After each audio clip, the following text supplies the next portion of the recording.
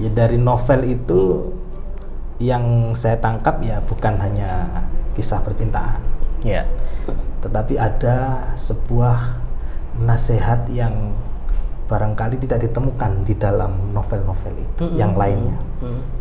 Misalnya tentang cinta, tadi kan Pak Arifin sudah menyampaikan. Ada petuah-petuah di dalamnya itu. Kemudian ada ilmu yang bisa kita dapatkan sebagai orang awam dalam ilmu perkebunan kopi gitu ya. Betul. Kapan kopi berbunga itu juga dimunculkan di dalam novel ini. Menulis novel ini menggunakan otak kanan. Kreativitas. Kreativitas. Tanpa kreativitas orang tidak bisa menulis.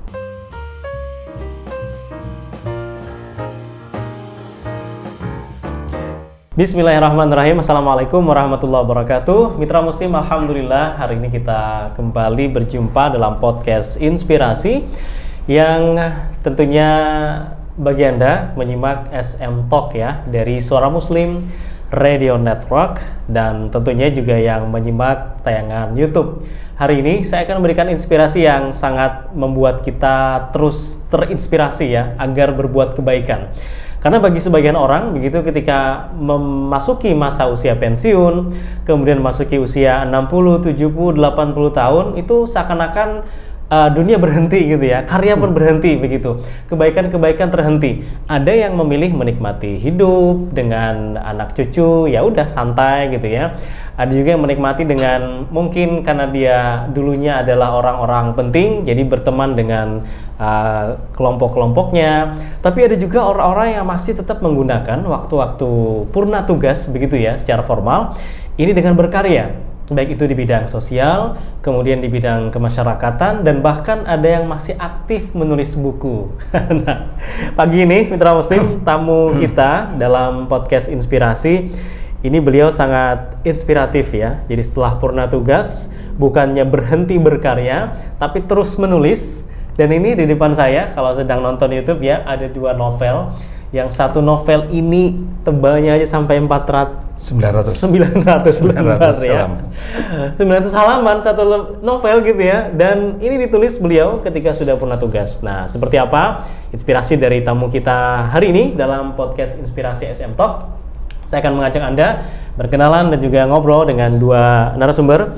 Yang pertama ada Pak Muhammad Samsul Arifin. Assalamualaikum Pak Arifin. Waalaikumsalam warahmatullahi wabarakatuh. Yang kedua ada Gus Heri Cahya Bagus. Assalamualaikum Gus. Waalaikumsalam Ustadz Nasir. Alhamdulillah bisa datang ke studio pagi hari ini. Dan beliau Pak Arifin Mitra Muslim selaku tadi yang menulis novel ini dan juga founder dari Ikatan Keluarga Sang Matahari, dan Gus Heri adalah ketuanya. Nanti kita akan ngobrol juga dengan lembaga ini. Dan yang menarik seperti yang saya sampaikan tadi, apa yang membuat Pak Arifin kemudian menulis novel nih Pak Arifin? Sampai novelnya satu bukunya ini Mitra Muslim 900 halaman, dan ini ada dua jilid ya. Dan kabarnya bakal dilanjutkan dengan seri-seri jilid-jilid yang lainnya. Insya Allah. Apa yang menginspirasi Pak Arifin? Yang pertama, pada saat setelah purna, saya sendiri tidak mau berhenti. Ya, kebetulan, ya mungkin inspirasi itu dari Allah bahwa saya ini suka ilmu. Ya, ilmu itulah yang harus kita urai masing-masing. Saya merenung. Ilmu itu datang dari Allah. Konsep Islam itu ilmu itu dari Allah. Kalau konsep Barat, ilmu itu dari pikiran manusia. Karena itu ilmu itu dari Allah. Maka selama ini apa yang saya tuntut, ya mulai dari mungkin SD, SMP, kemudian saya perguruan tinggi, itu adalah ilmu-ilmu yang bermanfaat untuk kebutuhan pada saat masa depan. Nanti kita akan berkreasi untuk mendapatkan profit kebutuhan duniawi. Ya. Dan di situ yang sering kita gerakkan adalah untuk berpikir tentang ilmu itu adalah otak kiri. Otak kiri ya? Semua, hitung-hitungan semua otak kiri. Kita selama sekolah itu otak kiri yang kita gunakan. otak kanan kita ya sangat kecil sekali digunakan. Nah, menulis novel ini menggunakan otak kanan. Kreativitas. Kreativitas. Tanpa kreativitas orang tidak bisa menulis. Jadi Pak Arifin terus menggunakan kreativitas meskipun tadi purna tugas. Dan Mitra Muslim ini judulnya adalah Kopi Berbunga di Bukit Ayundari. Bicara tentang perbukitan, perkebunan. Nah, ini ada hubungannya kah dengan tugas Pak Arifin sebelum purna? Ya, ada hubungannya. Ya, bisa dijelaskan ke Mitra Muslim dulu di mana tugasnya Pak Arifin? Dulu saya bertugas di Dinas Perkebunan. Jadi selepas daripada kuliah langsung masuk Dinas Perkebunan hingga akhir purna. Jadi kurang lebih 35 tahun mengabdi di Dinas Perkebunan. Jadi memang perkebunan. Ya, memang perkebunan. Jadi se-Jawa Timur sampai ke ujung, ke pusatnya perkebunan saya sudah keliling. Disitulah mendapatkan inspirasi banyak. Ya, makanya pada saat dinas saya sudah menulis buku tentang ketika kopi berbunga. Bagaimana petani merasakan kebahagiaan itu pada saat mulai kopi berbunga. Kopi berbunga mereka pada bersukaria. Apalagi nanti kopi pada saat petik. Nah, mereka sangat bergembira karena apa? Karena itulah yang diharapkan untuk kesejahteraannya mereka selama mereka berkebun kopi. Kenapa dia dipilih kopi?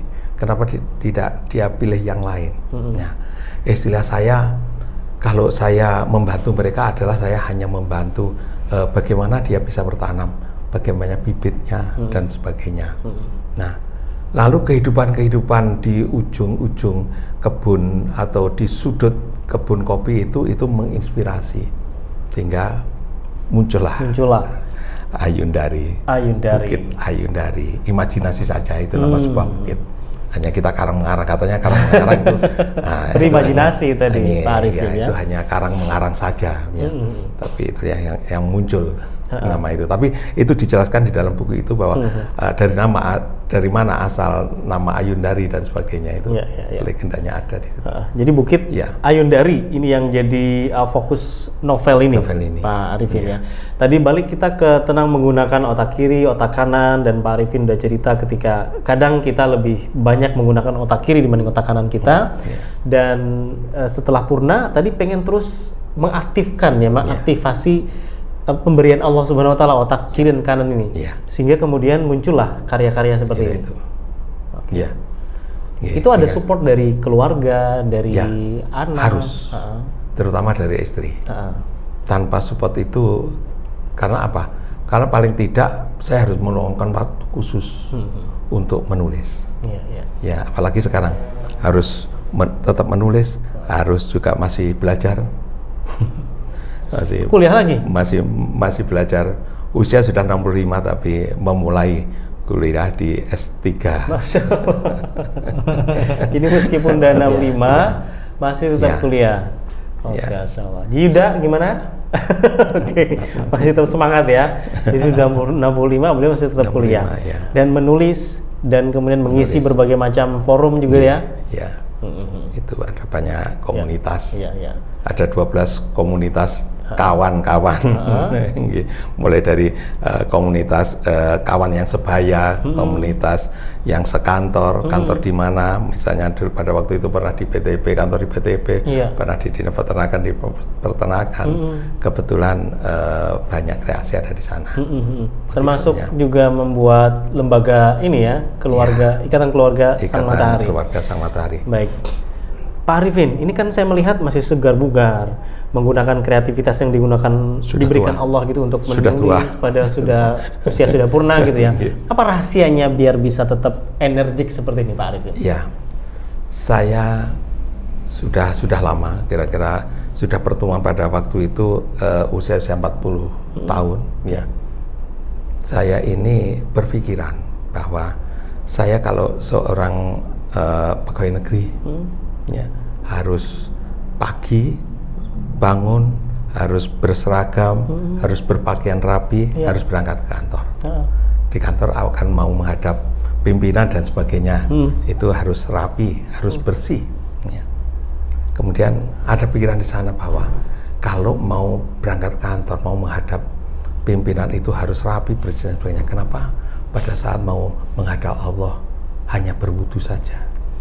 Ya, akhirnya pada saat malam dulu saya tahajud biasa saja. Tapi setelah terinspirasi itu mulai umur 40 itu tahajud harus mandi. Harus rapi, bersih ya. Rapi, bersih menghadap Allah. Itu kemudian di sela-sela itulah setelah sholat selesai dan sebagainya, masuk subuh, setelah waktu subuh itu banyak inspirasi untuk bisa menulis. Jadi nggak tidur lagi. Nggak tidur lagi. Ya, okay. Setelah subuh sampai berangkat ke kantor, itu di situ. Jadi inspirasi untuk menulis itu ya. Ya. Setelah purna lebih banyak lagi waktunya. Ya. Setelah subuh, setelah itu masuk dua, setelah dua menulis lagi. Kalau istri tidak mendukung, tidak mungkin itu bisa terjadi. Ya, istri sangat mendukung. Kadang-kadang menulisnya ya dia ada di samping saya. Ya. Mungkin jadi inspirasi juga ya. Ya, dia hanya mengajak ngomong dan sebagainya. Kalau saya biasanya orang kalau sedang menulis diajak ngomong orang lain hilang buyar. Nah, saya tidak, karena harus tidak bisa begitu. Bagaimana dia harus komunikasi dengan saya? Harus saya selalu juga bicara.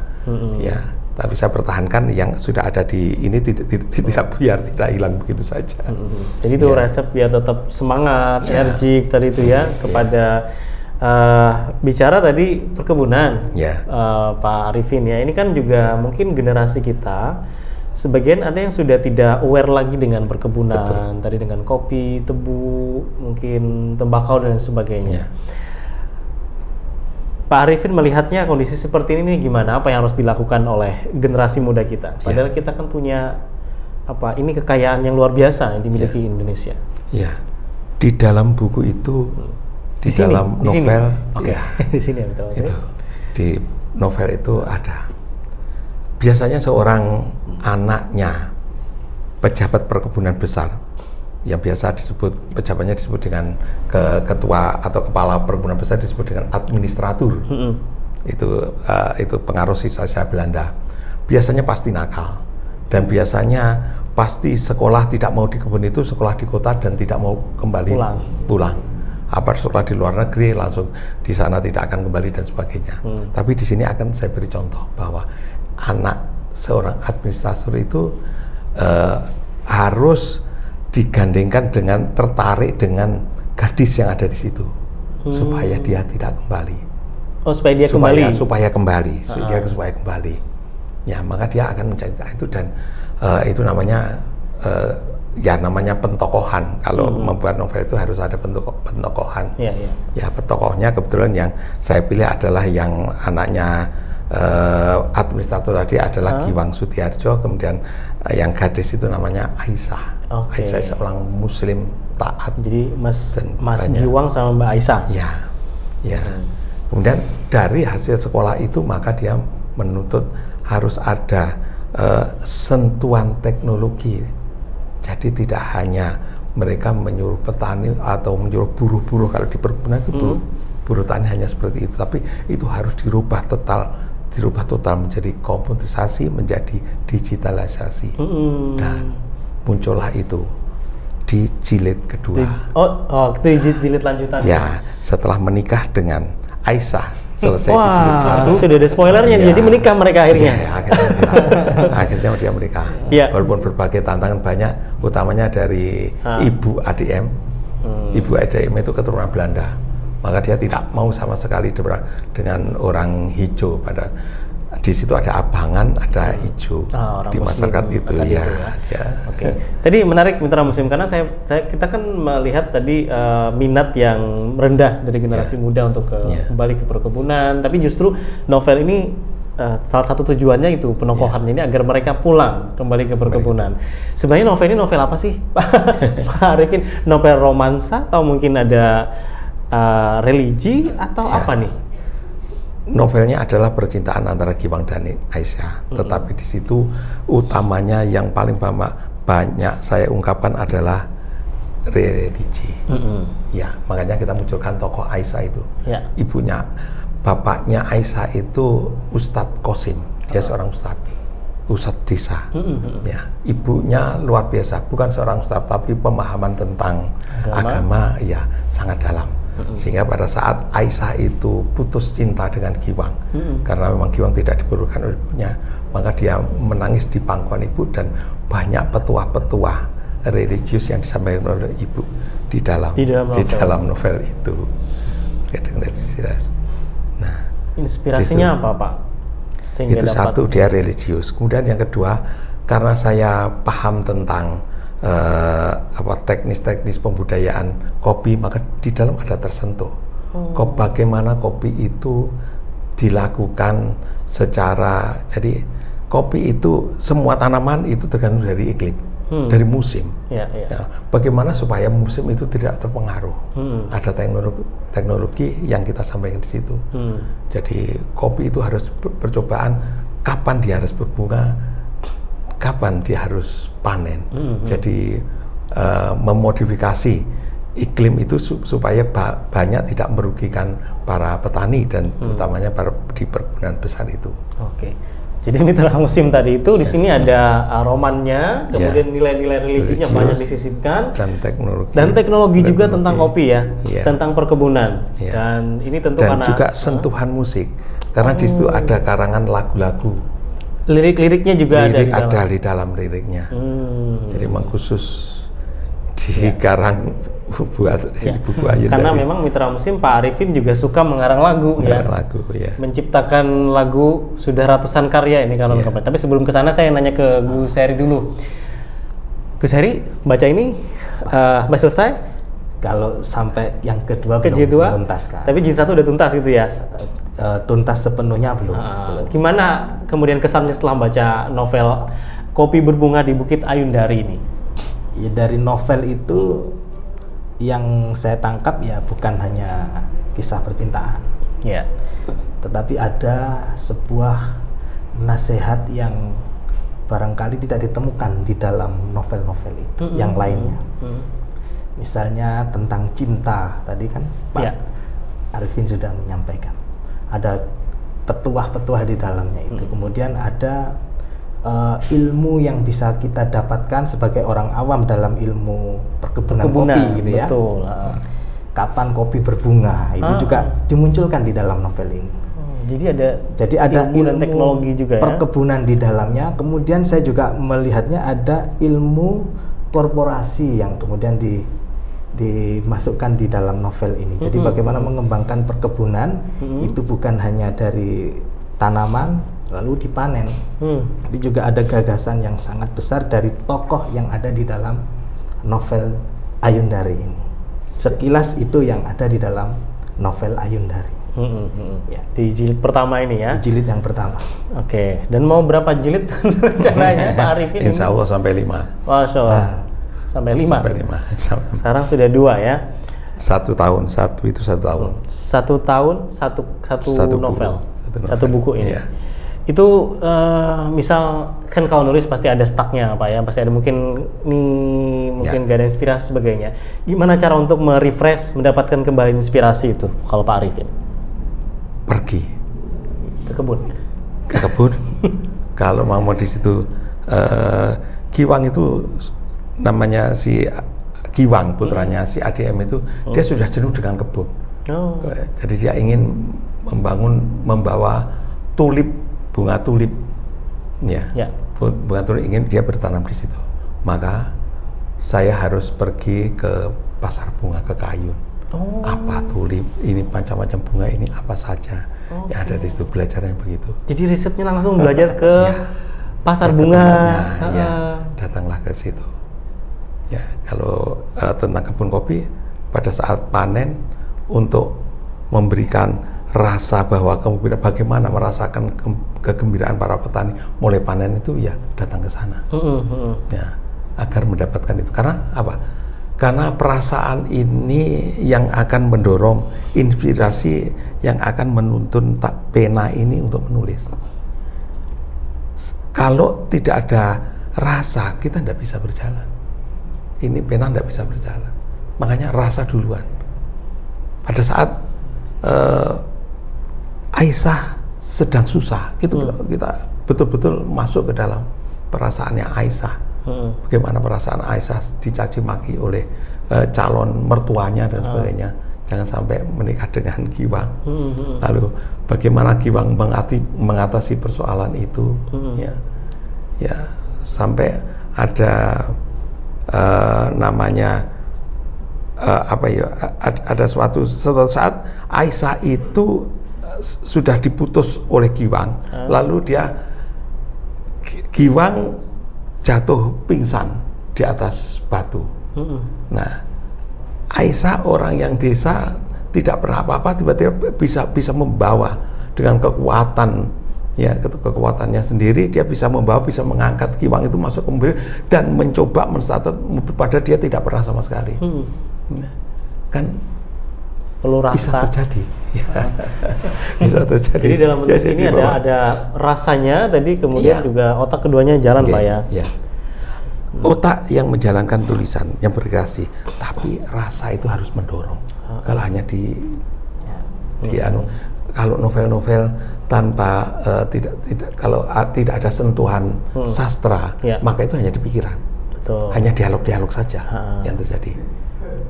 Kalau ada sentuhan sastra, berarti kita harus melukiskan keadaan di situ bagaimana dulu. Keadaan alamnya bagaimana, dia berada di mana, lalu keadaan masing-masing sifat daripada yang kita tokohkan. Jadi tokoh kita ada tokoh yang protagonis itu adalah yang positif, ada yang antagonis, yang beruang, ada nanti yang tetragonis yang bisa menenangkan antara itu, ada yang tetragonis yang mereka harus memberikan pendapat dan sebagainya. Nah, itu bisa diulas kalau kita melakukan tutorial bagaimana membuat novel itu. Siapa tahu mitra musim ini juga pengen bikin novel gitu ya, dan pengen tahu caranya gimana, nanti bisa ngubungin Pak Arifin. Termasuk ini juga mungkin yang dilakukan melalui Ikatan Keluarga Sang Matahari ini gitu ya. Jadi kalau saya lihat tadi Pak Arifin dari dinas, kemudian tadi purna tugas, bikin buku dan lain sebagainya, dan masih tetap terus pengen berkarya lewat karya-karya sosial kemasyarakatan, sehingga muncullah Ikatan Keluarga Sang Matahari ini. Jadi artinya Pak Arifin nggak pengen berhenti bekerja gitu ya, kerja-kerja kemanusiaan tentunya. Non-profit. Apa yang kemudian menginspirasi sampai muncullah Ikatan Keluarga Sang Matahari ini? Yang pertama, Ikatan Keluarga Sang, saya punya anak, punya cucu, semuanya sudah terangkur, dan kebetulan Allah memberikan berkah kepada saya. Mereka berdomisili berdekatan, di salah satu komplek Kertasari dan Sawah Teratap di situ. Kita setelah saya merasakan harus purna tugas, harus kita pikirkan bahwa memang kita harus berbuat sesuatu yang itu mencari untuk modal untuk nanti ke akhirat. Anak-anak ini masih muda semuanya. Saya dulu tidak pernah berpikiran tentang akhirat. Makanya ini mumpung masih muda anak-anak saya semuanya, mau saya giring bagaimana kalau kita menciptakan. Jadi mereka sudah mulai berpikiran sejak dini untuk memikirkan tentang profit akhirat. Jangan hanya berpikiran tentang profit dunia saja. Jadi ikatan keluarga itu ya keluarga sendiri. Keluarga sendiri.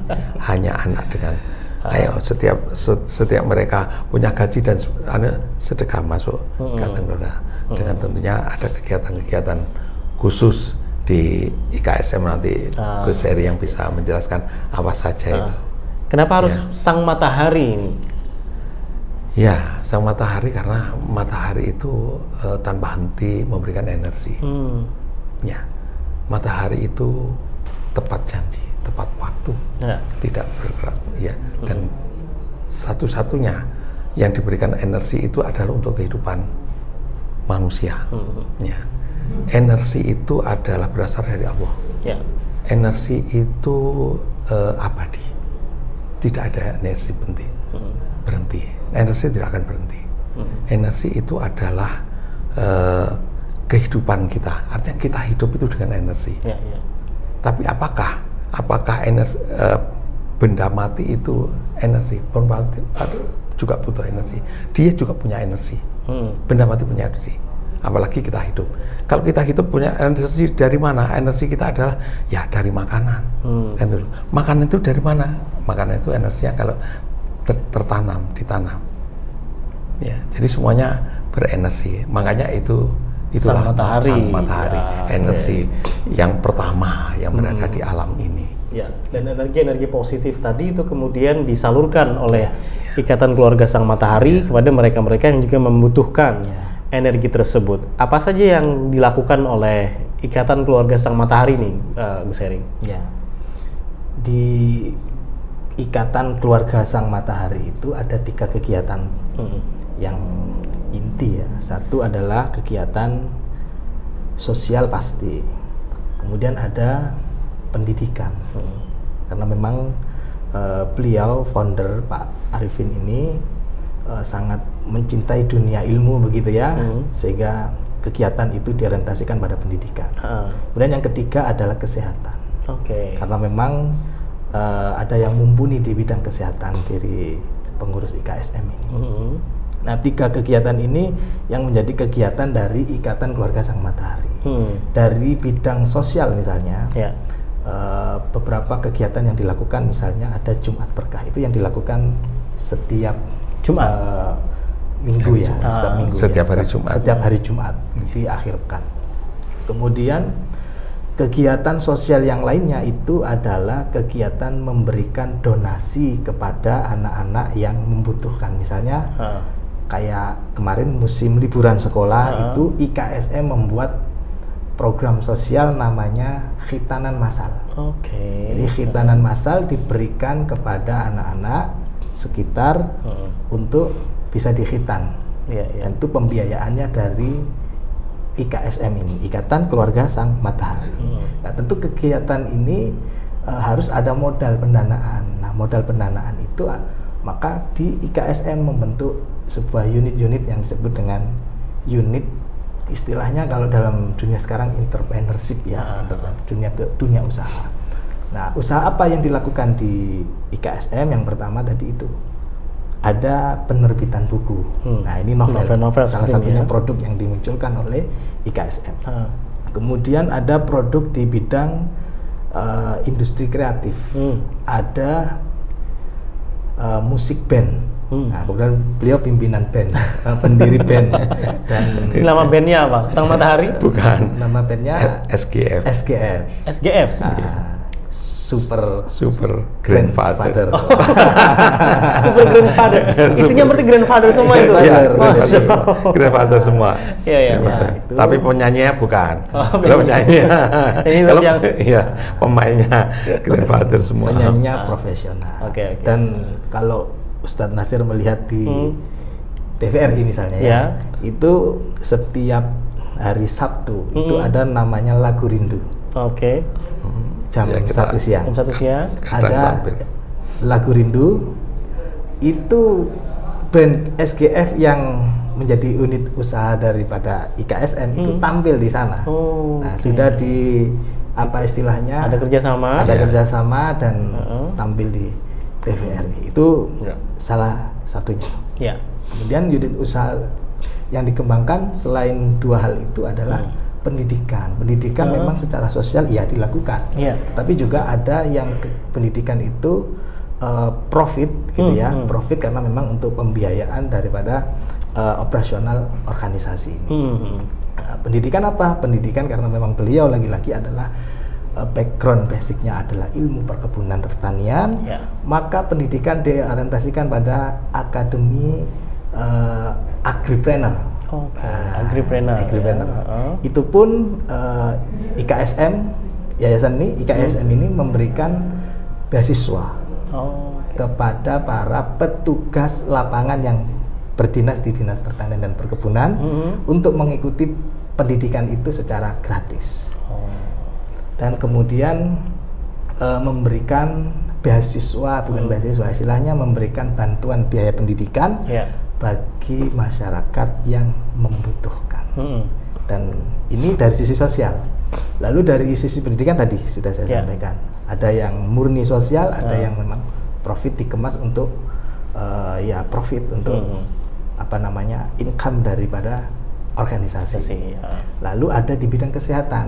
Di bidang kesehatan ini salah satunya yang terintegrasi dengan sosial adalah khitanan massal itu. Kemudian ada pengobatan gratis untuk janda, untuk masyarakat yang kurang mampu, dan beberapa program-program pendidikan kepada petani lewat TVRI juga. Petani-petani juga. Iya. Oke, tadi kan disebut ini adalah bentuk unit usahanya penerbitan. Seperti novel ini. Ini kan sekarang sudah ada dua jilid begitu Mitra Muslim ya. Jadi kalau Mitra Muslim juga pengen membaca dan mendapatkan ini, berarti itu nanti masuknya ke IKSM Ikatan Keluarga Sang Matahari tadi itu. Sang Matahari, ya. Artinya profitnya 100% digunakan untuk itu kegiatan tadi. Jadi mereka yang menghendaki novel ini dia tidak membeli, tapi dia bersedekah kepada IKSM. Ya, jadi memang kita tidak menjual novel, tetapi kita agak memaksakan mereka untuk bersedekah. Untuk bersedekah. Ya, hasilnya digunakan tadi untuk keperluan kegiatan sosial. Dan itu saya sebagai founder saya bertanggung jawab atas penggunaan dana itu.